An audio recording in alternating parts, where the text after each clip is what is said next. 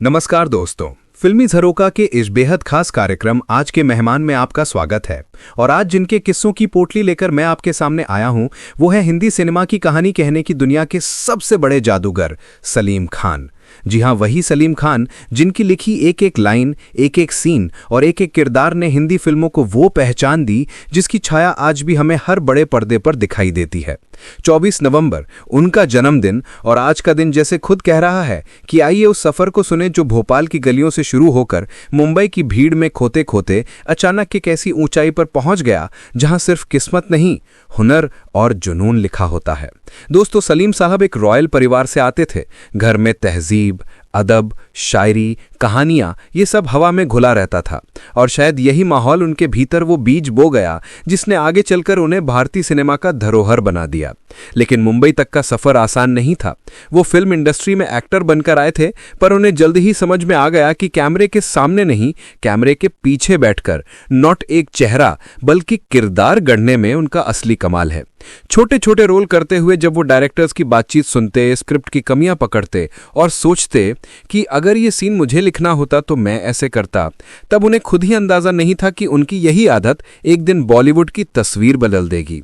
और फिर वो दिन आया जब किस्मत ने जावेद अख्तर से मुलाकात करवाई। दो संघर्ष करते युवा, दोनों के पास बेचैन दिमाग, बेकाबू कल्पनाएं और कहानियां कहने का एक नया युवा तेज अंदाज। दोनों ने महसूस किया कि ये साझेदारी सिर्फ एक साथ काम करने की नहीं, बल्कि कुछ ऐसा रचने की है जिसे हिंदी सिनेमा ने कभी देखा ही नहीं था। दोस्तों, वो दौर था जब लेखक को फिल्म का मजदूर समझा जाता था, कहानी बिक जाती थी, नाम गायब हो जाता था और सेट पर लेखक की इज्जत उतनी ही होती थी जितनी एक्स्ट्रा कलाकार की। लेकिन सलीम जावेद ने कहा कि अगर लिख रहे हैं तो नाम भी हमारा चमकेगा। ये एक क्रांति थी।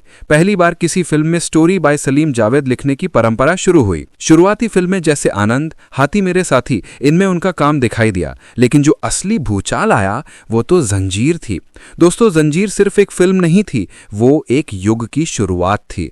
और अगर अमिताभ बच्चन आज एंग्री यंग मैन कहलाते हैं तो उसकी जड़ें सलीम खान की कलम में थी।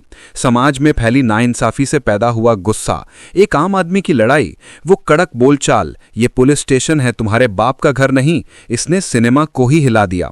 कभी कभी लगता है कि सलीम साहब ने सिर्फ कहानियां नहीं लिखी, उन्होंने वक्त का आईना दिखा दिया और लोग उस आईने में खुद को पहचानने लगे। जंजीर की सफलता के बाद तो जैसे मानो उनके दिमाग में कहानियों का बांध टूट गया। फिर आई दीवार, जो अपने आप में एक सामाजिक महाकाव्य है। फिर आई शोले, जो सिर्फ फिल्म नहीं, एक ब्रह्मांड है। गब्बर जैसा विलेन, जय वीरू जैसी दोस्ती, ठाकुर की दर्द भरी आंखें, इन सब के पीछे एक ही कलम थी। लेकिन दोस्तों, चाहे सफलता कितनी भी आए, संघर्ष कभी खत्म नहीं होता। सलीम साहब को भी बहुत कुछ झेलना पड़ा। कई जगह मतभेद, कई फिल्में हाथ से निकलना, जुगलबंदी का टूटना, पर उनकी रचनात्मकता कभी नहीं टूटी। उनकी लेखनी में वो तहजीब, वो आदाब, वो सरलता आज भी दिखाई देती है। और फिर उनकी शख्सियत सरल, शांत, पढ़ा लिखा अंदाज और परिवार के लिए गहरा समर्पण। आज सलीम खान को बहुत लोग सलमान खान के पिता के रूप में जानते हैं, लेकिन असल सिनेमा प्रेमी जानते हैं कि वे कहानी सुनाने की नई क्रांति के संस्थापक हैं। दोस्तों, एक किस्सा बहुत मशहूर है। जब फिल्म दीवार लिखी जा रही थी तो जावेद अख्तर बार बार कहते थे कि कहानी ठीक है, लेकिन एक भावनात्मक धड़कन चाहिए।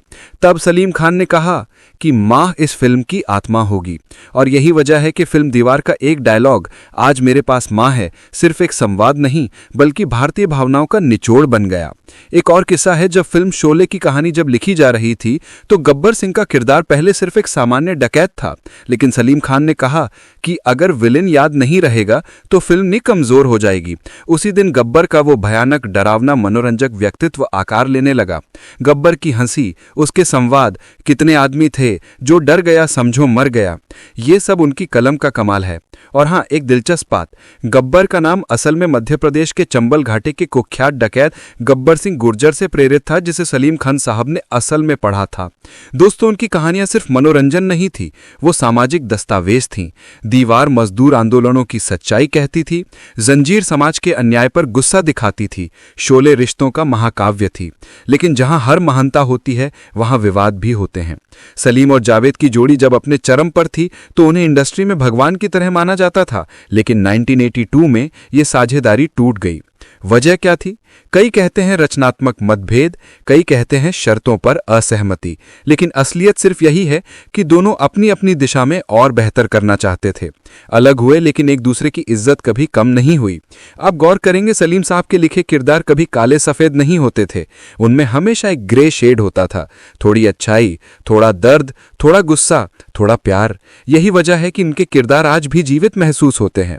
और फिर बात करते हैं उनकी व्यक्तिगत जिंदगी की। वे परिवार को हमेशा प्राथमिकता देते थे। सलमान, अरबाज, सोहेल, इन तीनों को उनकी परवरिश, अनुशासन और जो आदर्श वे घर में रखते थे वही आज खान परिवार की एकता में दिखाई देता है। बहुत लोग नहीं जानते कि माइंडसेट ऑफ ए स्टार्ट जैसी आदतें सलीम साहब ने ही अपने बच्चों को सिखाई, जैसे संयम, अनुशासन और बड़े होकर जमीन से जुड़े रहना। दोस्तों, सलीम खान का योगदान इतना बड़ा है कि आज भी फिल्म इंडस्ट्री में अगर कोई लेखक अपना नाम पोस्टर पर लिखवाता है तो ये अधिकार सबसे पहले सलीम जावेद लड़कर लेकर आए थे। उनके बिना लेखक आज भी अंधेरे में बैठा रहता। फिल्मों की दुनिया में कई लोग आते हैं, कुछ चेहरे से, कुछ अभिनय से, लेकिन लिखने वाले लोग बहुत कम ऐसे होते हैं जिन्हें आदर मिलता है, और सलीम खान उन्हीं दुर्लभ नामों में से एक हैं। और अंत में जन्मदिन के इस खास दिन पर सिर्फ एक बात, सलीम खान सिर्फ कहानीकार नहीं है, वो हिंदी सिनेमा के मौखिक इतिहासकार हैं।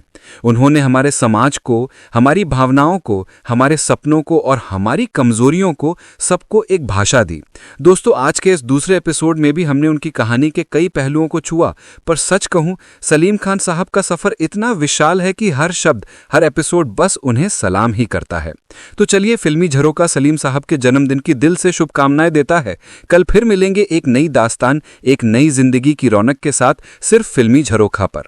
दोस्तों, अगर ये वीडियो पसंद आया हो तो बॉलीवुड से जुड़ी हर जानकारी, किस्से, कहानियों के लिए फिल्मी झरोखा चैनल को सब्सक्राइब करें। साथ ही में लाइक और कमेंट करके अपनी राय जरूर दें।